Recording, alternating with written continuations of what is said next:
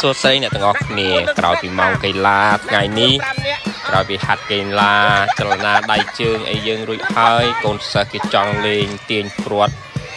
ដាក់ឲ្យទាញព្រាត់ម្ដង6 7នាក់ម្ដង6 7នាក់ឃើញអ្នកទី5ទាញចាញ់អ្នកទី4លោតប្រឹងត្រឡប់ក្រោយបែរត្រឡប់ក្រោយបែរឆ្វេងបែរធ្វើម៉េចស្ដាំបែរស្ដាំបែរស្ដាំបែរតោះត្រៀមចលនាបង្វិលជង្គង់របស់យើងបង្វិលទៅឆ្វេង10បង្វិលទៅស្ដាំ10លោកគ្រូរាប់ចាប់ដើម1 2 3ត្រៀម3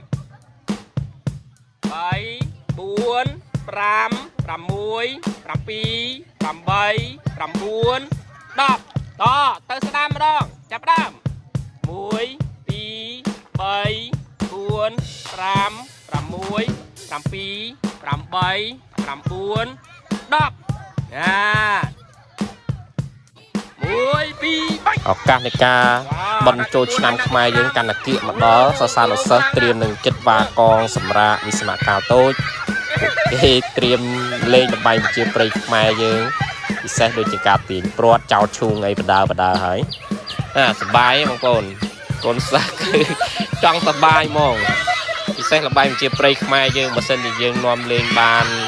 នេះចិត្តចូលឆ្នាំខ្មែរអញ្ចឹងគឺមានអនុស្សាវរីយ៍សប្បាយរីករាយវាជាឱកាសនៃការអបអរសាទរពិធីបុណ្យចូលឆ្នាំខ្មែរយើង